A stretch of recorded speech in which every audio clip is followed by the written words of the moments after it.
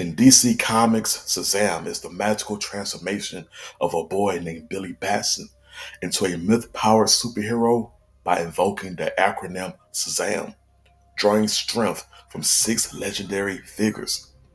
But what if the wizard's call echoed not through Olympus or ancient scrolls, but through Lordran, Drankelic, or Lothric? Welcome to a new idea, Shazam forged by the gods of fire and dark. The Dark Souls mythos is full of divine beings. Gwyn, the Lord of Sunlight, Artorias, the Abyss Walker, Velka, the goddess of sin, and more, whose stories are steeped in tragedy, power, and faded glory. Reimagining Shazam through their gifts crafts a grim, majestic champion forged by fire, ash, and eternal struggle. Shout out to this comment for the idea. And if you have a similar idea, then let me know in the comments and I see what I could do. All right, who do we have first for the wisdom?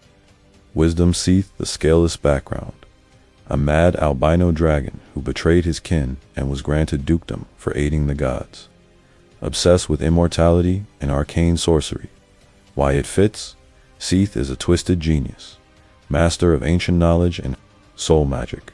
Grants the champion arcane insight and forbidden knowledge. Soul magic crystal-based ranged attacks, resistance to illusions and mental corruption.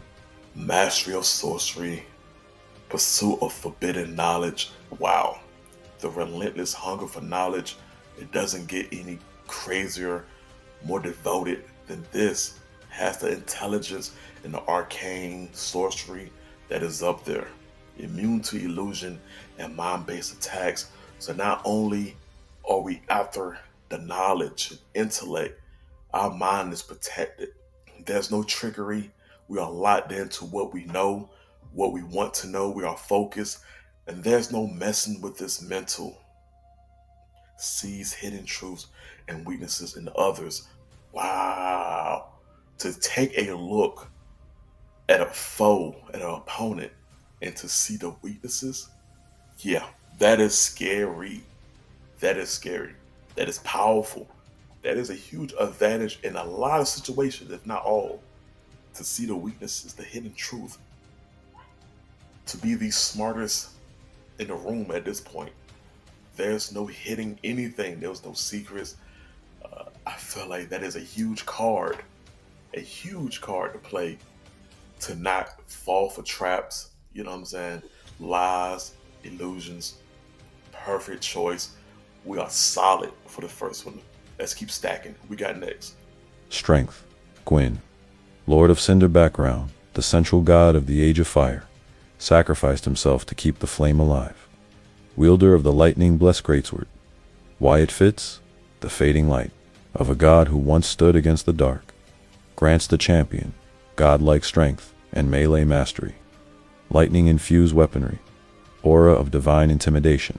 This character is a walking fortress, a warrior through and through, superhuman physical strength, crushing force, damage reflection through enhanced armor.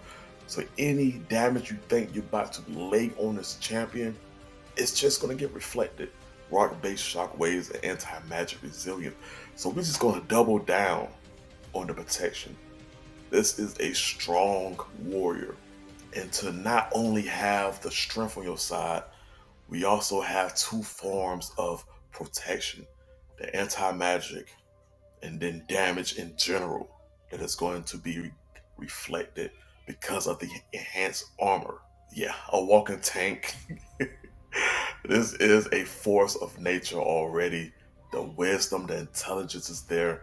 The strength, it could be a lot better, especially if you compare it to the other original character Shazams that y'all been suggesting and I've been making, but it still has these protection. I feel like that makes up for the lack of strength. Who do we have next for the stamina? Asterisk, stamina. Havel the Rock background, a bishop turned warrior who hated sorcery and war. An armor of pure stone. His endurance and willpower were legendary. Why it fits? Havel embodies raw physical resilience and unbreakable faith. Grants the champion maximum damage resistance. earthquake-like shockwave attacks, infinite stamina, regeneration. Yeah, this is the symbol of iron resolve, unyielding spirit, and sacrifice. Resistance to corruption and despair. Endless stamina. Let's focus on that. The stamina of this champion is endless. That is something you do not want to sleep on, to know that the wisdom, the strength, all bought into knowing that the stamina is going to be endless. It just makes this character so much stronger. The pursuit of a mission, the pursuit of knowledge is going to be had because the stamina is there. There's no tiring. You're not going to get tired. Enhanced mobility through cursed environments. That makes a lot of sense. If you're going to be a walking tank, yeah, that enhanced mobility is going to go hand in hand. I'm not mad at this for the stamina. Who do we have next for the power? The Nameless King background. Gwyn's firstborn, a god of war who tamed storms and rode dragons. Cast out for siding with the ancient beasts. Why it fits, a divine outcast of unmatched destructive power. Grants the champion control over storm and lightning magic. A dragon-mounted charge form, storm drake aspect. A burning spear imbued with wind and fire. Yeah, the literal god of lightning and divine power. The first lord who kindled the first flame. Come on, y'all. Come on, it doesn't get better than this, in my opinion. The lord of sunlight, lightning manipulation, and divine flame. This just took this champion up several notches. We definitely needed this choice. Sunlight-based projectiles and explosive energy arcs. We have the range attacks, divine flame, lightning manipulations, temporary god mode, and solar form.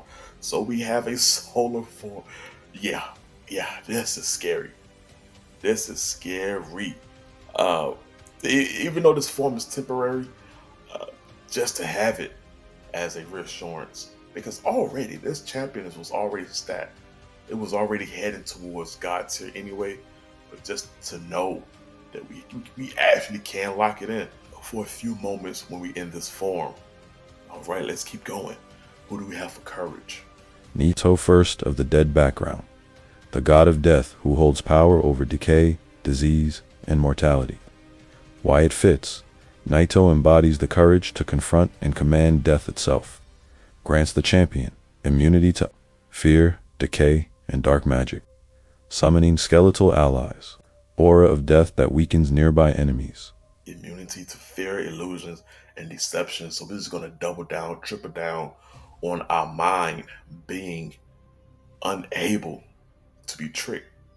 Power to reveal and judge corruption, so we can reveal corruption, reveal any trickery, illusions. We have that. Corruption is not going to mess with us. Dark-based defensive auras and truth burn abilities. Yikes. This champion is scary. Heavy, solid.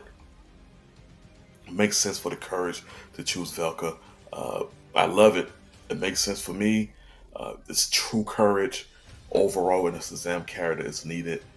To have all of these powers and abilities, you can't be scared. You gotta be ready to fight and throw down. And we just locked that in with that one. Last but not least, who do we have for speed? Speed. Artorias the Abyssal Cackard, a knight of Gwyn who descended into the abyss to battle the dark. Though corrupted, his bravery and speed are unmatched.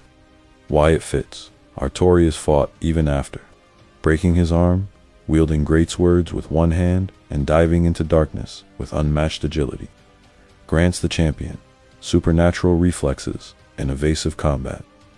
Abyss-enhanced slashes, acrobatics, and shadow step teleportation. Shadow speed teleportation. So, okay. So yeah, the father of the abyss. Makes sense that we're going to tap into the speed when it comes to the shadows and just the overall abyss. So teleportation's fast. That's instant. We have flurry attacks fueled by emotion and will. That's different. I've never seen that one before. to have our fury attacks, the speed of it, the brutality of it, being fueled by emotion and will. Hmm.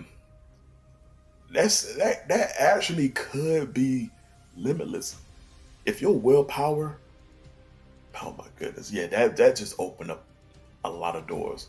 Like if you're tying it into the will and the emotions, that really doesn't have a limit.